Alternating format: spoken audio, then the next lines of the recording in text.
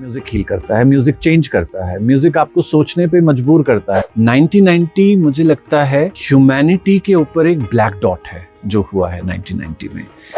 मेरे एक तबला प्लेयर हैं दिल्ली में, उन्होंने मुझसे कहा कि एक चीज की जेलसी मुझे आपसे जिंदगी भर रहेगी। तो मैंने कहा किस चीज की? का ज़हूर जैसा दोस्त। आपका नाम है अभय रुस्तुम सोपोरी, तो इसमें जो रुस्तुम शब्द है, ये लफ्ज है, ये कैसे आया है? तो हम अपने गुरु के आगे नहीं जा सकते। अगर मैं रबाब की बात कर रहा हूँ तो मैं रबाब बनाने वाले की भी बात कर रहा हूँ। से अगर मेरी लाइफ से आप म्यूजिक हटा दें तो आप मेरे से क्यों बात करेंगे?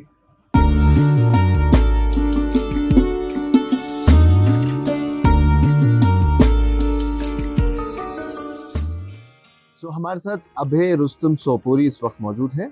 अभय रुस्तुम सोपोरी अगर ऐसे देखा जाए तो 10th जनरेशन है जो म्यूजिक इंडस्ट्री से जुड़ी हुई है, और अगर कश्मीर में बात करें तो इनका मेन इंस्ट्रूमेंट संतूर रहता है। संतूर बजाते हैं, इनके वालिद साहब काफ़ी फेमस थे, इनके ग्रैंडफादर काफ़ी फेमस थे। सो he is in Kashmir. Abhay साहब, how is the weather treating you? Weather is beautiful. In fact मुझे ठंड लग रही है। हाँ. And till yesterday, the air condition of my room was on, and today I even switched off the fan. So, because I am in extreme summer casuals, so I feel really cold right now. But it's beautiful. I think this is the beauty of Kashmir. So, Kashmir की beauty और कश्मीर का music, दो ऐसी चीजें हैं जो शायद दुनिया में कहीं भी जाएं तो इनकी बात होती है। आप एक ऐसे घराने से ताल्लुक़ रखते हैं, एक ऐसे घर से ताल्लुक़ रखते हैं जो म्यूज़िक से जुड़े हैं। आपकी जो 10th जनरेशन है जो अभी म्यूज़िक इंडस्ट्री में है, म्यूज़िक से जुड़ी हुई है। किस तरीके से आप इसमें आए? क्योंकि ज़रूरी नहीं कि आपके वालिद साहब एक अच्छे म्यूजिशियन थे तो शायद आप भी यही फील्ड चूज़ करते। और हम देखते हैं आज की जनरेशन तो शायद ऐसा मानती भी नहीं है। तो आप इसमें किस तरीके से आए और क्या है इस वक्त मौजूदा हाल इस इंडस्ट्री? देखिए, मेरा म्यूज़िक में आना मुझे लगता है डेस्टिन्ड था, और ये शायद कहीं ना कहीं गॉड ने खुद ही ऐसा प्लान बनाया था। एक टाइम पे मैंने सोचा था मैं स्पोर्ट्स अपना कैरियर लूँगा, and I have been a national level hockey player. तो मुझे और बहुत अच्छी लगती थी मुझे। मैं इतने मैचेस खेलता था, इतने जोनल्स खेलता था। दिल्ली स्टेट रिप्रेजेंट की हुई है मैंने हॉकी में। और जहाँ पे अपॉर्चुनिटी थी कि the next level would come up in front of me, तो उससे पहले I had decided कि अब मैं music he as a career Why लूँगा। this shift? Couple of reasons. Number one, कहीं ना कहीं मुझे definitely था कि मैं संतूर तो बजाऊंगा ही। I was already playing santoor. ये बस डिसीजन मैंने लिया था कि म्यूजिक ही फुल टाइम करूंगा, एंड एकेडमिकली मेरा सब्जेक्ट मैनेजमेंट था, so I wanted to go in for my MBA। तो जब वो MBA का वो पॉइंट आया कि जहाँ मुझे एडमिशन लेना था, so that's when I explain my father कि अगर मैं ये 2 साल MBA करूँगा तो मैं म्यूज़िक बिल्कुल नहीं कर पाऊँगा, और मैं फुल टाइम कैरियर ही लेना चाहता हूँ। So this will go totally waste. मेरे 2 साल ये किसी काम नहीं आएंगे। एंड दैट्स व्हेन पापा एग्रीड कि okay, now you can shift to music completely. तो जिस वक्त वो मेरा था कि मुझे संतूर ज़रूर बजाना है, तो हॉकी थोड़ा सा जो चोट वगैरह का एक डर लगा रहता है, तो वो थोड़ा सा डिफरेंट था क्योंकि संतूर के साथ वो नहीं जाता। लेकिन मैं आपको बताऊंगा इसमें on a lighter side, school में मेरे जो म्यूजिक टीचर थे उनकी और मेरे हॉकी कोच की कभी नहीं बनी। तो एक बारी बड़ी इंटरेस्टिंग उनकी वो डिस्कशन चल रहा था, debate rather, and he said क्या है मेरा इतना अच्छा ये म्यूजिशियन लड़का है, इसके आपने डंडा हाथ में पकड़ाया हुआ है। तो क्या आप भी तो पकड़ा रहे हो छोटा डंडा हाथ में? अच्छा, संतूर वाला डंडा। ओके। सो देखिए, हमारी 10 जनरेशन है, ये है जितना हमें पता है, एंड सर्टेनली इससे भी ज़्यादा रहा होगा। लेकिन क्योंकि 1947 में जब कबाली रेड हुआ कश्मीर में, तो हमारा घर उन्होंने पूरा डिस्ट्रॉय कर दिया, जला दिया था। तो उसमें पुराने हमारे डॉक्यूमेंट्स, मैन्युस्क्रिप्ट्स और जितनी भी फोटोग्राफ्स वगैरह, पेंटिंग्स हालांकि उस टाइम पे रहती थी, तो वो सारा डिस्ट्रॉय हो गया। तो हमें इससे पीछे पता नहीं है कि क्या हुआ था। वी नो कि दे वर म्यूजिशियंस, बट नाम भी नहीं पता है। लेकिन सर्टेनली वो जो एक फैमिली का पूरा एक वे रहा है, and they were all saints. हमारे फैमिली में एक से बढ़कर एक सेंट्स थे। इनफैक्ट मेरे जो ग्रेट ग्रैंडफादर थे पंडित शमशार चंद सोपोरी जी, उनके बारे में तो कहते हैं कि जैसे कोई उनके पास चला जाता था, और ये म्यूजिक थेरेपी भी करते थे ये लोग। तो जैसे किसी को कुछ दर्द वगैरह है तो एक फूंक मारी ऐसे, एंड पीपल से कि मतलब वो sudden with in 1 second change हो जाता था। और कश्मीर में तो ऐसे बड़के सेंट्स रहे हैं, but they were saints who were musicians. Santoor was their expression. तो कहीं ना कहीं मेरे माइंड में यू नो द लेगेसी उसका एक ये था कि मैं इसको मतलब आगे है लेकर कि आना कहीं ना कहीं रिप्रेजेंट करना है। The second is expectation of people. वो मेरे साथ हमेशा रही है। You know even as a small kid 1990 में जब हम शिफ्ट किए, वी वेंट टू दिल्ली, तो जब ये म्यूजिशियंस आते थे वहाँ पे दिल्ली में, तो बेटा हमारे लिए करना है आपको। And that was primarily because they had seen the way दादाजी ने काम किया, पंडित शंभुनाथ सोपोरी जी, उनको तो यहाँ father of music, classical music बुलाया जाता है। पापा ने जो काम किया, पंडित भजन सोपोरी साहब, और वो था कि ये भी करेगा। तो मुझे लगता है बहुत ब्लेसिंग है, people expect something from you. And third is your own interest, जो मैं हमेशा हमारे most important. बच्चों को भी बोलता हूँ कि make your interest as your you know Career. Career. You know you just contribute so much to the society, to this planet. तो ये तीनों फैक्टर्स थे which got me into music. And today after पापा, जहाँ पे कि you know I am the representative of this ancient instrument, and I think the most beautiful part is that I am representing the instrument which is one of the ancient instruments of the country, of the world. And that instrument belongs to Kashmir. Yeah. You know, the Shatatantri Veena, जो इसका ancient नाम है, इससे better blessing क्या हो सकती है? एक इतनी पुरानी सिविलाइजेशन है कश्मीर की, और इतना पुराना इंस्ट्रूमेंट है, और एक नौजवान उसको आगे ले रहा है। सो एक्सपेक्टेशन से ज्यादा कहीं ना कहीं आपको ऐसा नहीं लगता कि बर्डन भी है? मैं आपसे कहूँगा ये बर्डन और कंपैरिजन दोनों हमेशा रहे। मेरा पहला कॉन्सर्ट जो था, जिसे आप कह सकते हैं जो मेरा डेब्यू कॉन्सर्ट था, already I was being compared to पापा, and I am telling people, I am you know this is my first concert, you know you can't be doing this is criminal. And that too, you know, compared to somebody, a legend like Papa. तो लेकिन I think that is, वो ऐसा नसीब भी होना चाहिए कि किसी के साथ नाम जुड़ रहा है, किसी के साथ नाम जुड़ रहा है। एंड बर्डन, मैं कहूँगा कि बर्डन फील नहीं होता। Certainly there was you know very heavy thing on my shoulders जब वो कंपैरिजन उस तरीके का आता था, वो रिस्पॉन्सिबिलिटी उस तरीके की आती थी। आई थिंक वो जो चीज थी उसी ने मुझे बिल्ड किया एज अ म्यूजिशियन जो आज मैं हूँ। जो सेंसिटिविटी चीजों में मैं देख पाता हूँ वो इन्हीं वजहों से आई हुई है। और मुझे लगता है मेरे म्यूजिशियन तो मैं हूँ ही, लेकिन जो मैं काम करता हूँ इन द फील्ड ऑफ म्यूजिक, वो शायद इसी चीज की वजह से आई है कि लोगों ने इतना एक्सपेक्ट किया है।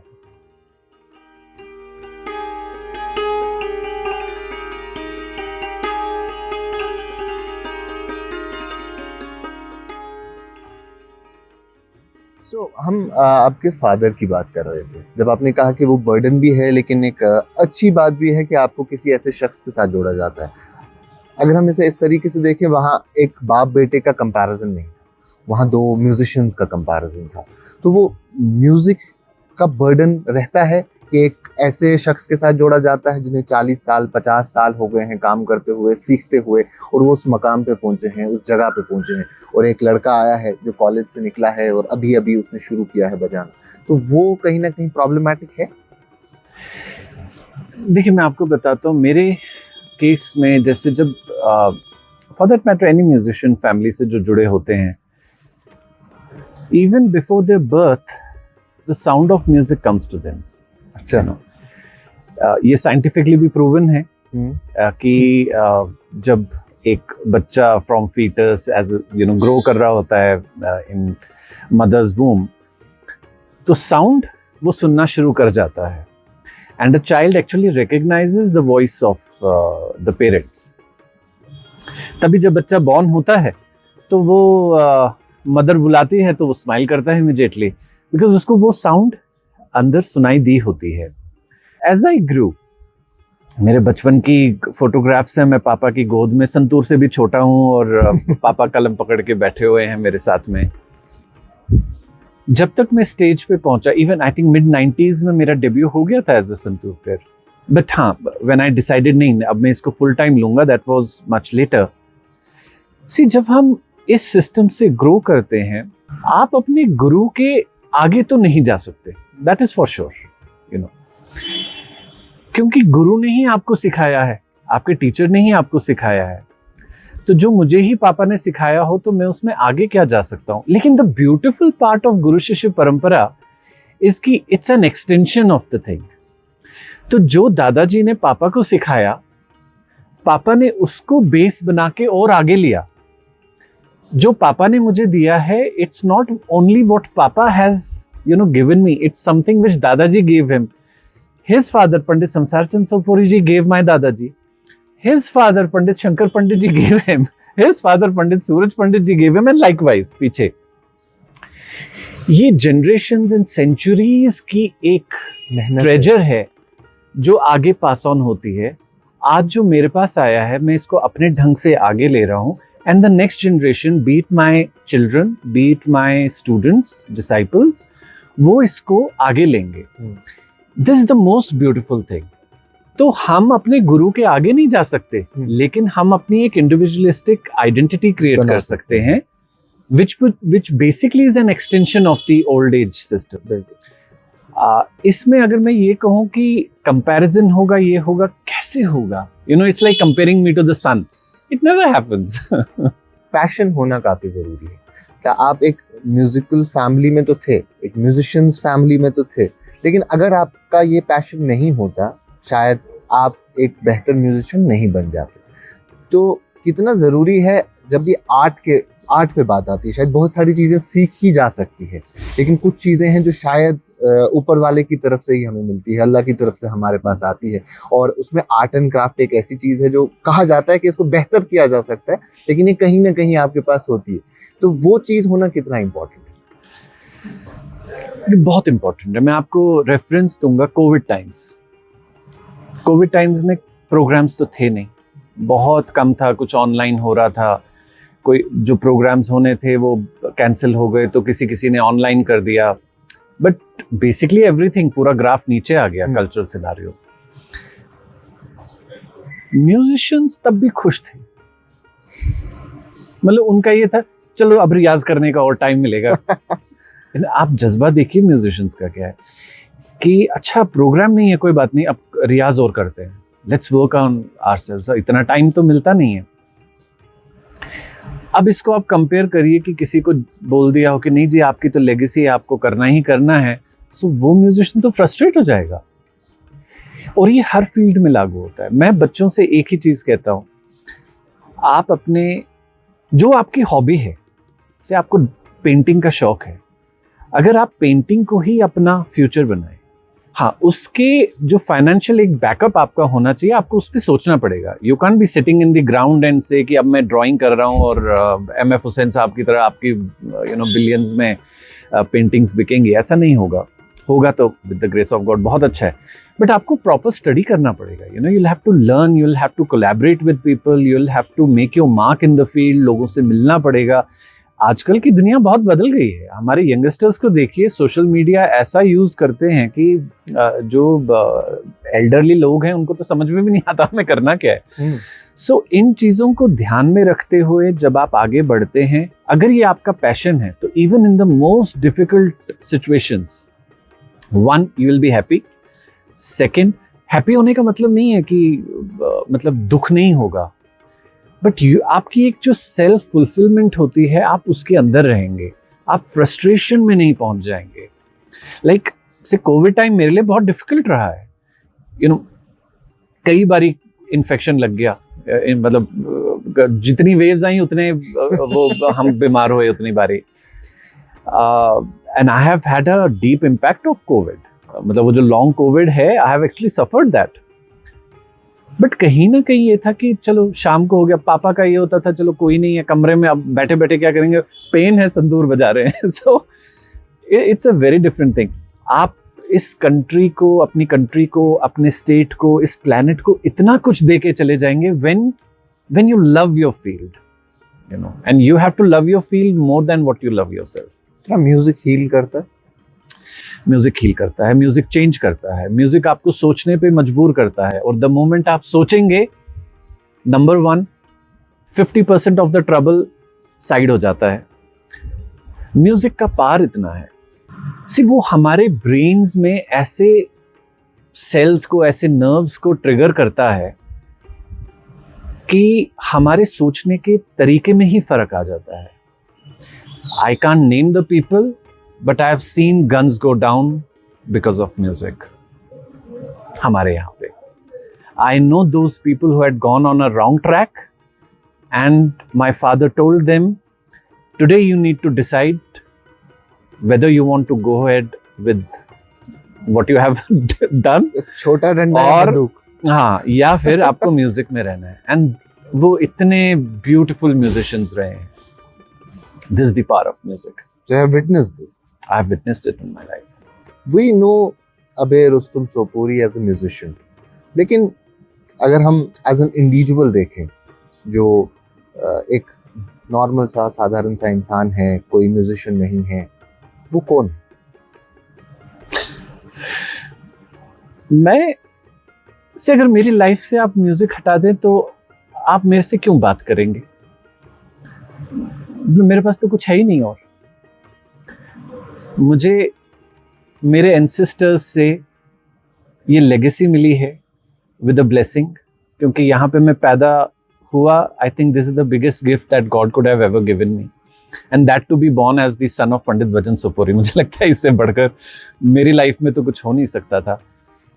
मेरे हर चीज़ में म्यूज़िक ही आपको दिखाई देगा, चाहे फिर मैं म्यूज़िक परफॉर्म करूं या ना करूं।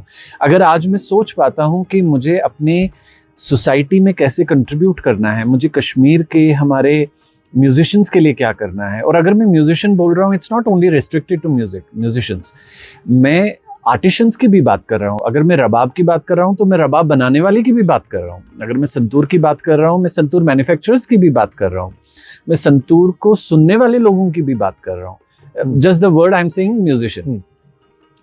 लेकिन अगर मैं बात कर रहा हूँ कि मुझे बैचलर्स ऑफ म्यूजिक में आज एक कदम आगे बढ़ के मास्टर्स लाना चाहिए था, इट्स बिकॉज कि मुझे वो चीज़ मेरे फैमिली से मिली हुई है, वो म्यूजिक की ही वजह से है।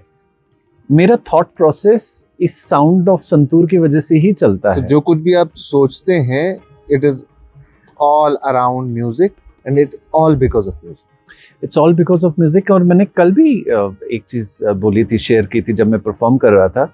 मैंने कहा आर्ट और कल्चर, खासतौर पे म्यूजिक, ये वॉइस होती है एक सोसाइटी की, यू नो, और वो भले ही सटल वे में करे, लेकिन वो वही रिप्रेजेंट करता है जो आपकी पूरी सोसाइटी कहना चाह रही है। तो म्यूजिशियंस वो टूल होते हैं जो आपकी सोसाइटी की वॉइस को आगे लाते हैं। द मोमेंट मैं आपको अपने कंट्री में लेके आऊंगा और मैं आपसे कहूंगा हिमाचल, आपको 10 चीजें समझ दिखाई देंगी इमीडिएटली। मैं आपसे कहूंगा कश्मीर, आपको पता नहीं क्या क्या नजर आएगा। पहाड़, उन पहाड़ों के बीच में जो हमारा कल्चर है, हमारा म्यूजिक है, कितना कितना डाइवर्स है। एक लाइटर नोट पे सवाल है मेरा, ये आर्टिस्ट जो भी होता है, पेंटर हो, राइटर हो, पोएट हो, म्यूजिशियन हो, सिंगर हो, ये लंबे बाल रखना, कुर्ते पहनना, अंगूठियां पहनना, बहुत सारी चेन्स पहनना, धागे पहनना, ये क्या है? ये ट्राइब में, ये विरासत में मिला है इस ट्राइब को, या ये कुछ बन गया है? मैंने पापा से एक बार ही पूछा था कि पापा हम कुर्ता क्यों पहनते हैं?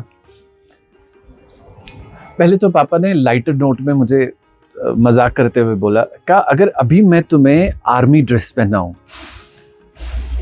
तो तुम क्या संतूर बजाओगे? एंड देन ही सेड, अब इसको तुम सीरियस नोट पे सोचो कि मैं तुम्हें एक यूनिफॉर्म दे रहा हूं, वो यूनिफॉर्म जो है वो बॉर्डर पे कंट्री की प्रोटेक्शन कर रहा है। आपके सोचने में बहुत फर्क आता है। आप एक बहुत डोसाइल नोट पे ऑलवेज नहीं बैठ सकते, आपको थोड़ा सा एग्रेसिव वो रखना पड़ेगा। इसको आप म्यूजिक में डाल देंगे तो ये नहीं चलेगा। म्यूजिक में आपको अपना माइंड फ्रेम बहुत डिफरेंट रखना पड़ेगा। इवन अगर हमारे सिक्योरिटी फोर्सेस में म्यूजिशियंस जो होते हैं उनको बहुत डिफरेंट जॉब दी जाती है, उनको बोला जाता है आप कल्चरल प्रोग्राम्स करते रहिए जितने भी होते हैं, क्योंकि म्यूजिशियन की सोच बड़ी डिफरेंट होती है। तो आपका जो पहनावा भी है वो बहुत लाइट होना चाहिए, आप बहुत हेवी ड्रेस नहीं हो सकते, वो कहीं ना कहीं आपके सिस्टम में जेल नहीं करेगा। हम कुर्ता पजामा पहनते हैं, साउथ में जाते हैं वो लोग धोती पहनते हैं, हमारा सिटिंग स्टाइल, और कहीं ना कहीं ये पुराना एक ड्रेस कोड है जो चला आया हुआ है। लेकिन अगर हम बात करें बालों की और ये सब, सर्टेनली पर्सनल चॉइस भी है, not everybody loves long hair, और मेरे केस में मैंने पापा को देखा with long hair, you know, हाँ कहीं वो थोड़ा सा सर्टेनली मेरे उस सिस्टम में इन्फ्लुएंस किया। लेकिन दादाजी के तो इतने लंबे बाल नहीं थे, और दादाजी का तो इनफैक्ट दाढ़ी भी नहीं थी। लेकिन दादाजी के जो फादर थे वो भी क्लीन शेव थे, उनके जो फादर थे उनकी इतनी बड़ी दाढ़ी थी। तो ये पर्सन टू पर्सन, कई बारी जब आप स्पिरिचुअलिटी में बहुत ज़्यादा होते हैं तो आप अपने बालों पे और यू नो बियर्ड पे इतना ध्यान नहीं देते हैं। उसके कुछ और भी रीजंस हैं, लेकिन बेसिकली आप ग्रो कर लेते हैं।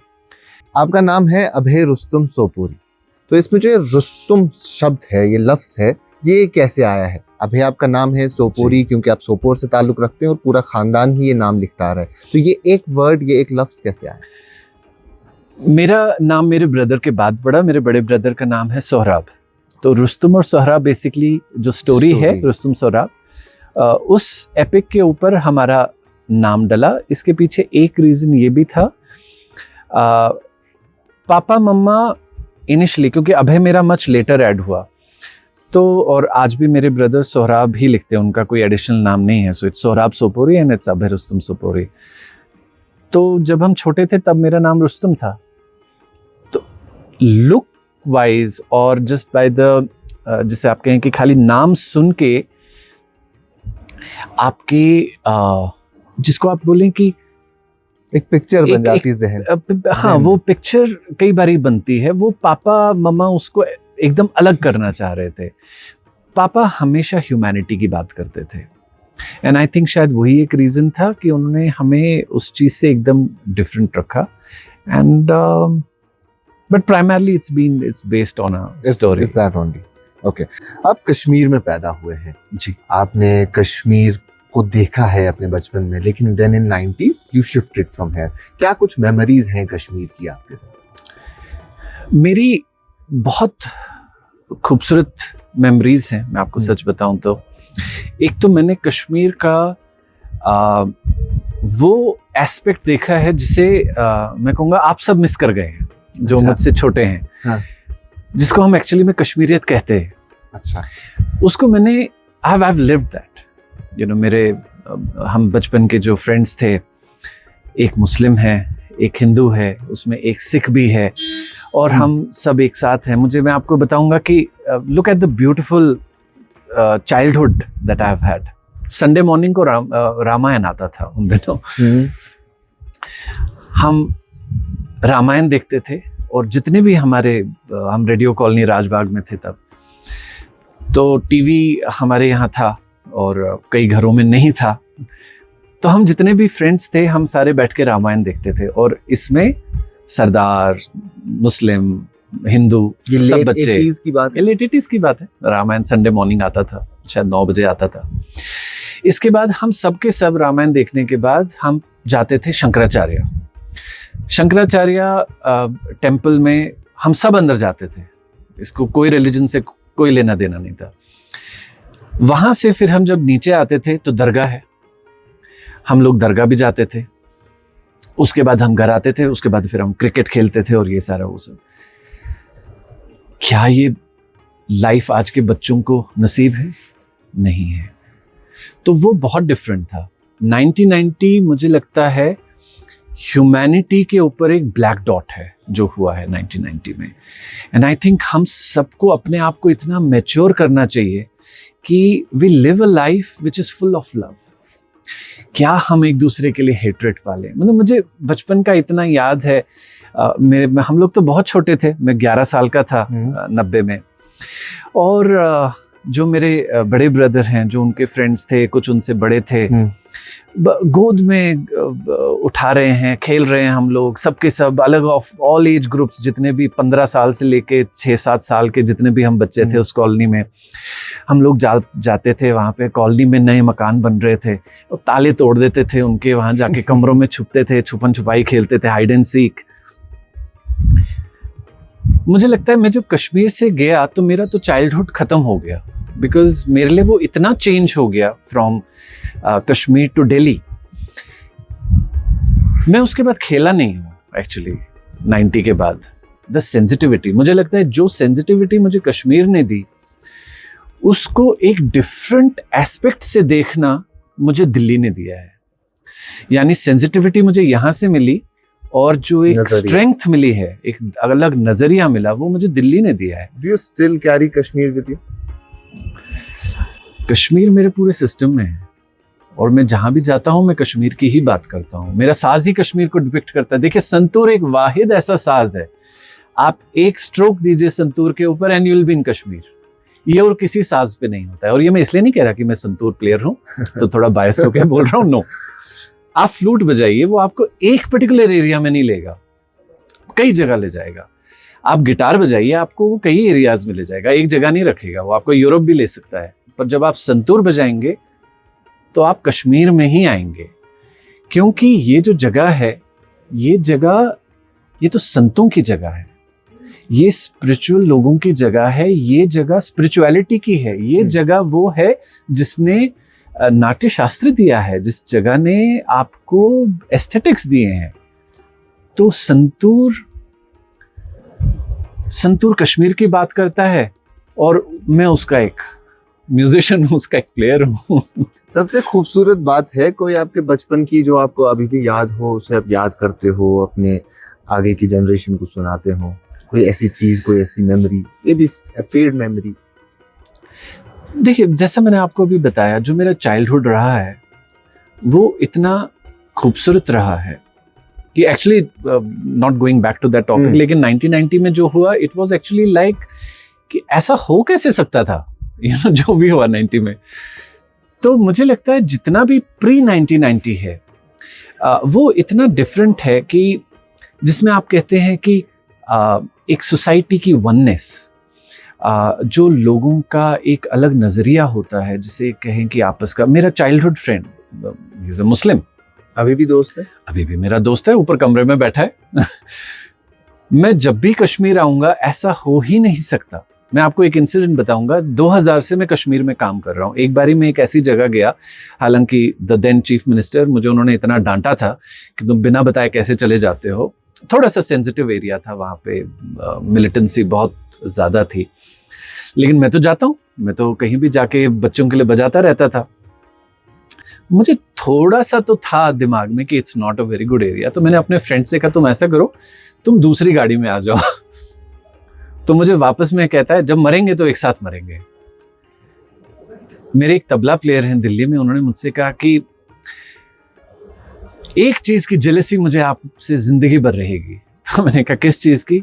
कहा ज़हूर जैसा दोस्त। ये हम मेरी जिंदगी में नहीं है, ये आप ही के पास है, क्योंकि उसने मेरा बॉन्ड देखा है उसके साथ। मुझसे एक बारी किसी ने पूछा था अपने अंकल का नाम बताओ, तो मैंने वापस में बोला था मोहम्मद अशरफ। तो उन्होंने कहा अरे तुम्हारे अपने अंकल? तो मैंने कहा उन्हीं की तो बात कर रहा हूँ। अरे उन्होंने कहा आपके अपने पापा के ब्रदर। मैंने कहा अच्छा मोहन अंकल की बात कर रहे हैं। मेरे मुंह से पहले, ये मैं आपको बता रहा हूँ 1987-88 की बात।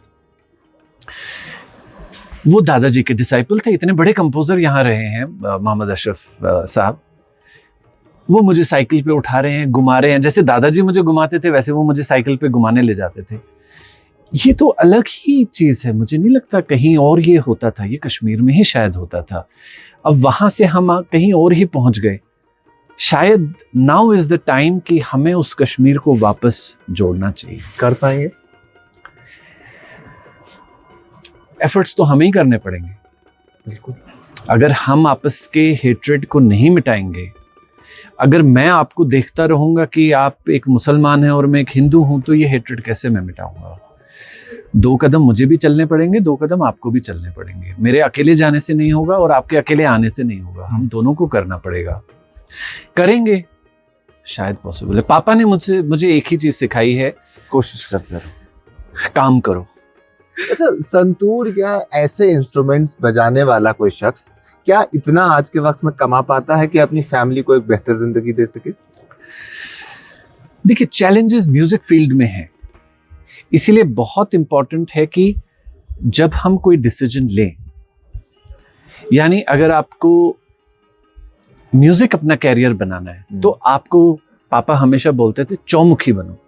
यानी आपको अपने आप को थोड़ा डाइवर्स करना पड़ेगा। अच्छा। आपको अपने वर्सेटाइल नेचर बनाना पड़ेगा अपना, ये बहुत जरूरी है। हम ये कंपेयर करें अपने आप को, अगर मैं कंपेयर करूं कि मैं कितना अर्न करता हूं और एक बॉलीवुड सिंगर कितना अर्न करता है, फिर तो मैं फ्रस्ट्रेशन में चला जाऊंगा। क्रिएटिव आर्ट्स फील्ड में, चाहे आप पेंटिंग करें, आप म्यूजिक करें, आप स्कल्पचर वर्क करें, आप कुछ भी करें, अगर आप थोड़ा सा मैच्योरली सोच के नहीं आएंगे, आप अपना फाइनेंशियल बैकअप लेके नहीं आएंगे, थोड़ा सा डिफिकल्ट हो सकता है। सो अभय जी, अगर कश्मीर में प्रेजेंटली बात करें, because you are here in Srinagar, Kashmir की म्यूजिक इंडस्ट्री का क्या हाल है? देख, कश्मीर में music industry frankly speaking bad shape में तो है एज ऑफ नाउ, सर्टेनली। और मुझे लगता है इस पे हमें ओपनली कहना चाहिए, because that's how we will be able to work in this direction. बहुत सारी चीजों पे काम करना है। अगर आप देखेंगे रिसेंट टाइम्स में, यहाँ पे मैं आपको ये भी बताना चाहूँगा कि अगर कोई कश्मीरी आर्टिस्ट फेमस हो जाए या उसको बॉलीवुड में गाने का मौका मिले, जैसे अभी एक बच्चे ने एक बहुत ही पॉपुलर सॉन्ग में गाया हुआ है, that doesn't depict the cultural scenario. वो एक बहुत अच्छी चीज़ है, एक बहुत अच्छी अपॉर्चुनिटी है, बच्चों को मिल रही है, and I am so happy कि ये सब हो रहा है। विद इन कम्युनिटी क्या क्या इश्यूज हैं जो अभी ज्यादा बड़े लेवल पे आ गए within the community, within the tribe? See, basically क्या हुआ है, आप इसको कंपेयर करें से सूफियाना म्यूजिक। ओके, अगर मैं आपसे कहूँ मुझे 5 नाम आप सूफियाना म्यूजिशियंस के बताइए, चलिए 5 छोड़ दीजिए, मैं आपसे कहूँगा मुझे 2 नाम आप सूफियाना म्यूजिशियंस के बताइए, यंगर जनरेशन को, not you as an individual, आपको सोचना पड़ेगा जी, नहीं बता पाएंगे। अच्छा, मैं कहता हूँ चलिए ये सूफियाना म्यूजिक है। मैं आपसे कहूँगा आप मुझे फोक म्यूजिक में 5 नाम बताइए, आप 1-2 नाम के बाद सोचना शुरू करेंगे, यानी कहीं ना कहीं कुछ गड़बड़ हुआ है, जहाँ पे कि एक टाइम में लोगों का ऐसा रिलेशन था म्यूजिशियंस के साथ कि कहीं पे कोई भी म्यूजिशियन जा रहे हैं, लोग दूसरे विलेज से आ जाते थे। आज वो सिनारियो बदल गया है। हम इसको गिटार और कीबोर्ड्स पे ब्लेम नहीं कर सकते। Western music is beautiful. मैं तो अपने इंडियन क्लासिकल म्यूजिक में कहता हूं, you want to listen to western classical music, please do that, लेकिन पहले अपना म्यूजिक भी तो जान लो। सितार और तानपुरे में तो फर्क देख लो। एक फिल्म मैंने देखी थी, पुरानी फिल्म छोड़ दीजिए, रीसेंट फिल्म मैंने देखी थी, वो पता नहीं या तो तानपुरे पे सितार की मूवमेंट कर रहे थे या सितार पे तानपुरे की मूवमेंट कर रहे थे। हाउ अनफॉर्चुनेट, पूरे यूनिट में किसी को नहीं मालूम था गलत कर रहे हैं। कुछ चीजें रेस्पॉन्सिबली करनी पड़ेंगी। मैं आपको एक एग्जाम्पल देता हूं कि अगर से हुकुस बुकुस तेलवन सुकुस, ये पापा की कंपोजिशन है, आपको पता था? नहीं पता था। कैलाश मेहरा जी ने गाया था 1974 में। ये जब पापा ने ऑल इंडिया रेडियो ज्वाइन किया तब ये उन्होंने कंपोज किया था। कुछ महीनों के बाद इंटरनेशनल एक फेस्टिवल होता था, उसमें इसको फर्स्ट प्राइज मिला था। इतने हमारे लोकल म्यूजिशियंस हैं, उन्होंने ये गाया, किसी ने क्रेडिट दिया? नहीं दिया। मैं कहता हूं आपने किसी को गलती से क्रेडिट दे दिया होता तो मैं कहता चलो गलती हो गई। यहाँ तो गलती भी नहीं, आप रिसर्च वर्क भी नहीं कर रहे हैं, आप पूछ ही नहीं रहे हैं किसी से। कई बार ये हो जाता है कि आपने कहा कि भाई ये शमीम जी ने गाया था, हो सकता है वो कैलाश जी ने गाया हो, तो मैं कहता हूँ चलो जी गलती हो गई, हमसे भी गलती हो सकती है, इसमें क्या है। लेकिन आप ट्रेडिशन वर्ड को लेके खेलें, ये गलत है। और अगर मेरे अपने लोग ये कर रहे हैं तो मैं बॉलीवुड को क्या बोलूंगा? मैं भूल भुलैया 3 को क्या बोलूंगा आपने गाना ले लिया, जब मेरे अपने ही लोग ऐसे हैं। गुलाम हसन सूफी साहब का गाना गा रहे हैं और आप उनका नाम ही नहीं ले रहे हैं, वाई? बोलिए तो सही। जिनकी कंपोजिशन है, चाहे पापा की है या उनकी अपनी है या किसी की भी है, अगर आप विजय मल्ला साहब का गाना गा रहे हैं, आप क्यों नहीं बोलेंगे विजय मल्ला साहब का गाना है? और अगर आपको शर्म आ रही है बोलने में तो मत गाइए ना।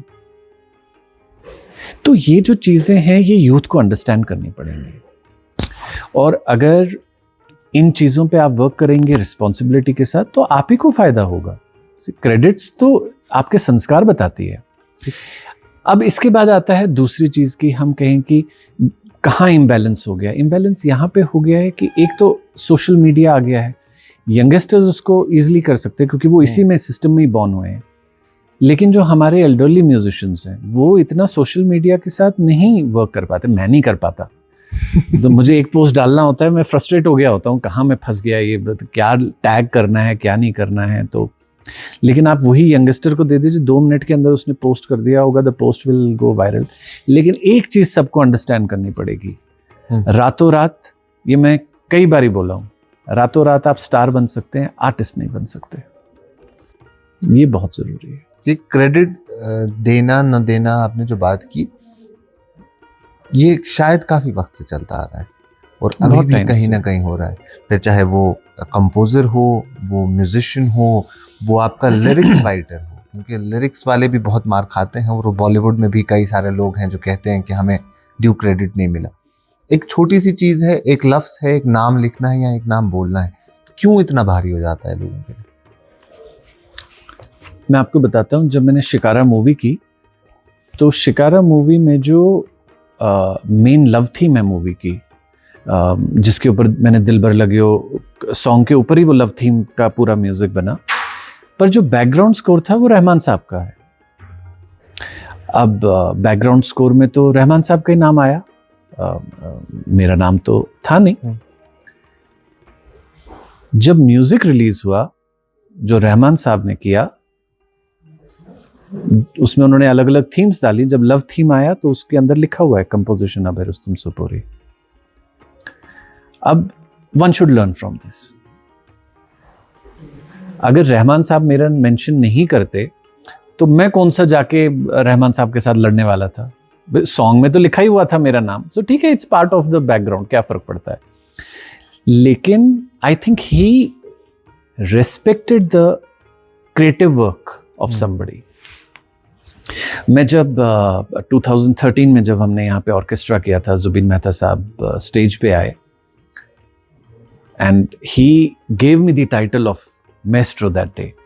So he said, I'll be presenting the composition, जो भी उन्होंने बोला था, of maestro Supori.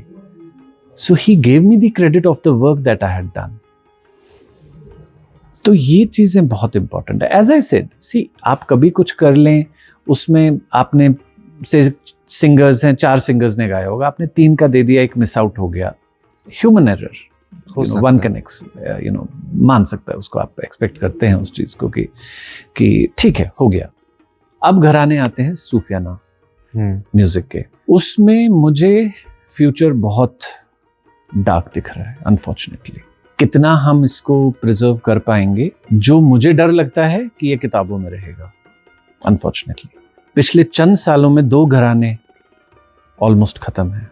एक घराने में ज्यादा प्रोफेशनल प्रैक्टिस नहीं कर रहे यंगर जनरेशन के, तो अब एक ही घराना बचा, वो कितना कैरी कर पाएगा। हालांकि अब जैसे कश्मीर यूनिवर्सिटी में सूफियाना म्यूजिक का BA कोर्स है, तो मास्टर्स के लिए आप लड़ रहे हैं।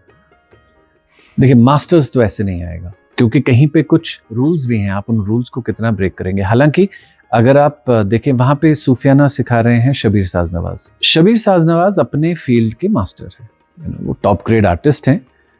और अगर university as a special rule उनको ले भी लेती है, I am not sure whether it's possible or not, क्योंकि आपको UGC के एकेडमिक नॉर्म्स को भी तो फॉलो करना पड़ेगा।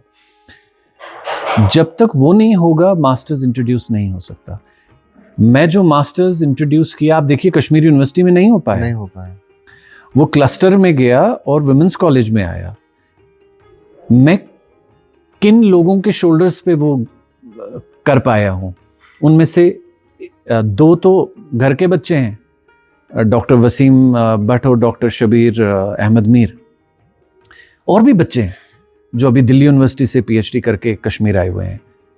ये वो बच्चे हैं जो फॉर्मल एकेडमिक्स करके आए हैं। अब आप इसको कंपेयर करिए कश्मीर यूनिवर्सिटी के क्लासिकल संतूर के डिपार्टमेंट के साथ। वहां मास्टर्स नहीं आ सकता, क्योंकि मैं खुद एक्सटर्नल एग्जामिनर वहां पे गया हुआ हूं। It's not bad, it's horrible. You will need a professor. Yes. और प्रोफेसर इंसान ऐसे नहीं बनता कि मैं अपने नाम के आगे लगा दूंगा मैं प्रोफेसर हो गया। ऐसे प्रोफेसर नहीं बनते हैं। अनपढ़ अनपढ़ होता है। मेरी बात किसी को बुरी लगेगी तो लगे, जो पढ़ा लिखा होता है वो पढ़ा लिखा होता है। अगर शबीर, वसीम और इतने सारे बच्चे जो वहां से करके आए हैं, पढ़ाई करके आए हैं, आप उनके वर्क को नेग्लेक्ट नहीं कर सकते। वो एजुकेटेड लोग हैं। आप कैसे किसी को मास्टर्स करवाएंगे जब आपको खुद ही नहीं पता है? एजुकेशन सिस्टम होता है। वहां के संतूर के बच्चे, आप उनसे एक क्वेश्चन पूछिए, दे नो नथिंग। और मैं बच्चों को ब्लेम नहीं कर रहा हूं, ये बच्चों का फॉल्ट नहीं है। आपको फैकल्टी पे ध्यान देना पड़ेगा। कश्मीर यूनिवर्सिटी में बहुत वर्क करना पड़ेगा। मैं मिला भी था, जो वाइस चांसलर मैडम है, मैंने उनसे बात भी की थी कि इस पे हम वर्क करते हैं। मुझे समझ में नहीं आ रहा कश्मीर यूनिवर्सिटी इस पे ध्यान क्यों नहीं दे रहा है। इतने एफर्ट्स करने के बाद पापा ने तो यहाँ पे संतूर इंट्रोड्यूस किया था। उस टाइम पे जब हुआ, पापा ने ये प्रपोजल दिया कि कश्मीर में ही संतूर नहीं है, जहां से आया है, हाँ, यहीं पे नहीं। और पूरी कोशिश थी कि हम रबाब को भी इंट्रोड्यूस करें, सारंगी भी इंट्रोड्यूस करें, वो फिर हो नहीं पाया। और institute of music and fine arts जो इम्फा, ये शिफ्ट होके फिर यूनिवर्सिटीज में चला गया, विच वॉज अच्छी बात थी। लेकिन जो एक वर्क फर्दर होना चाहिए था वो हो नहीं पाया, क्योंकि ये जो जॉब्स थी वहां पे they were as instructors, assistant instructor, they were not professors. मैं जब बच्चों का देखता हूं हम लाइफ बर्बाद कर रहे हैं। मैं आपको बताऊंगा कि मैं जब वहां पे गया, मुझे किसी ने कहा आपने फिर फेल क्यों नहीं किया जब ये इतने खराब थे। मैंने कहा फेल उनको किया जाता है जिनसे एक्सपेक्ट किया जाता है कि वो अगले साल कुछ अच्छा करेंगे। इन बच्चों से मैं क्या एक्सपेक्ट करता? गलत सिखाया जा रहा है और कोई देख ही नहीं रहा है। मुझे नहीं, वो डिग्री लेके क्या करेंगे? वो कुछ नहीं करेंगे। इंडिया में किसी कॉलेज में उन्हें मास्टर्स के लिए नहीं मिलेगा। जॉब मिलेगी? नहीं मिलेगी। So they wasting their time. 3-4 साल जितना भी बिता रहे हैं यहाँ पे, it's all waste. It's all waste. And Kashmir university should think about it, certainly think about it. इससे पहले मैं एलजी साहब को कंप्लेंट कर दूं, they should think about it, या सीएम साहब को कंप्लेंट कर दूं, they should think about it. तो जो मास्टर्स अब वुमेन्स कॉलेज में है, वो कितना चेंज ला सकता है? देखिए, दैट्स अ फॉर्मल सब्जेक्ट। जब मास्टर्स आएगा, ये बच्चे with the grace of God, अगर ये अच्छे हमें नंबर ऑफ स्टूडेंट्स आते हैं, ग्रेजुअली ग्रो करते हैं, 2 साल के बाद जब इनका मास्टर्स हो जाएगा, तो आई विल रिक्वेस्ट कि कश्मीर में पीएचडी हो। What a beautiful thing it would be. पहली बार कश्मीर में पीएचडी इंट्रोड्यूस होगा म्यूजिक में। मैं बहुत सारी चीज़ों को लेके एज अ स्मॉल चाइल्ड में सोचता रहता था, और एक बारी मैंने पापा से डिस्कस किया। मैंने कहा, मैं स्कूल में ही था, मैंने पापा से कहा, पापा कुछ चीज़ें म्यूजिक में जो होती हैं वो मुझे एक्सेप्टेबल नहीं है as a musician, as a music student. तो मुझे लगता है कि इन डायरेक्शंस में ये प्रॉब्लम्स हैं। तो पापा टोल्ड मी 2 थिंग्स, जो मेरे कई इंटरव्यूज में मैं आपसे भी शेयर करूंगा। First he said, revolutions don't take place in palaces. आप एसी रूम में बैठ के मुझे बोलोगे ओह ये खराब हो गया और इसके बाद अब देश का क्या होगा, इसमें कुछ नहीं रखा है। These are talks. तो अगर आपको लगता है कि कुछ प्रॉब्लम है, you will have to get on to the ground, you will have to work and then tell people कि ये प्रॉब्लम थी, ये मैंने किया और ये किया जा सकता है। यही मैंने हमेशा किया है कि ये इशू था, ये मैंने किया है पर्सनल लेवल पे, अब ये किया जा सकता है। And second thing which he told me कि तुम with the grace of God आगे बहुत बड़े म्यूजिशियन बनोगे, तुम्हारे पास टाइम नहीं होगा, and then you will say कि अब मैं ये छोड़ दूंगा, now I will only concentrate on my work.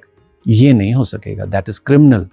क्योंकि the moment you start working for people, लोग अपनी एस्पिरेशंस आपके साथ जोड़ लेते हैं कि ये तो मेरे साथ करेगा। मुझे एक बार मुनीर साहब ने बोला तो मुझे आंसू आ गए। रिसेंट बात है, मैं थोड़ा सा बीमार हो गया था, कुछ वायरल वगैरह हो गया था। तो मुनीर अहमद मीर साहब हमारे बिल्कुल लेजेंड हैं कश्मीर के। ही called me up and he said, पता नहीं ईश्वरी जाने क्यों पर वो मुझे भैया बुलाते हैं, मैं उनसे बहुत छोटा हूँ और मैंने उनको मना भी किया है कि आप मुझे मेरे नाम से बुलाया करिए, आप मुझसे बड़े हैं, but he refuses to do that. So he called me up and said, भैया आप बीमार नहीं हो सकते, हम सब खत्म हैं अगर आप नहीं हैं। सबसे अच्छा संतूर इस टाइम पे आउटसाइड कश्मीर बन रहा है। क्या ये सोचने का एरिया नहीं है? मतलब जिस लैंड की देन है इस प्लेनेट को संतूर, वहां सबसे खराब संतूर बनता है। अब इसमें क्या क्या करना चाहिए, दैट्स अ डिफरेंट इंटरव्यू। बिल्कुल, बट स्टिल लेकिन the thing is- जो चीज, एक चीज आपसे, क्योंकि दिस इज वेरी इंपॉर्टेंट, हम आए दिन देखते हैं, आपकी प्रेस कॉन्फ्रेंस भी हुई, प्रेस कॉन्फ्रेंस भी हुई, उससे पहले हम देखते हैं जो यहाँ के बड़े सिंगर्स हैं, पुराने सिंगर्स हैं, वो शिकायतें करते रहते हैं, वो परेशान हैं।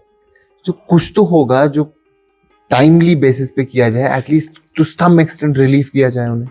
देखिए प्रॉब्लम पता है कहाँ आई है, आप ये देखिए कि थोड़ा सा पीछे चले जाएं, मतलब अगर हम 80s से कंपेयर कर लें, मतलब हम 25 साल 30 साल 30-35 साल पीछे चले जाएं,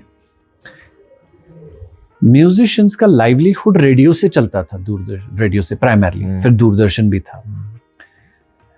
आज रेडियो में करंट प्रोग्राम्स कितने हो रहे हैं? ना के बराबर। यानी जो उनके पास आर्काइव्स है वो ही रिपीट हो रहा है, बहुत ही कम शायद हो रहा है या ना के बराबर हो रहा है। जब फ्रीक्वेंसी इतनी, आप कश्मीर की छोड़ दीजिए, मैं अपनी बात बताता हूं, मैं कितना रोटेशन में रेडियो में परफॉर्म कर रहा हूं। सेकेंड थिंग, अगर मुझे रोटेशन ठीक भी है, मैं तो चलिए तभी दिल्ली में बैठा हूं, अगर मैं डिपेंडेंट होता ऑन ऑल इंडिया रेडियो तो फिर काम कैसे चलता? नहीं चल पाता। तो मेरा livelihood is not dependent upon these departments.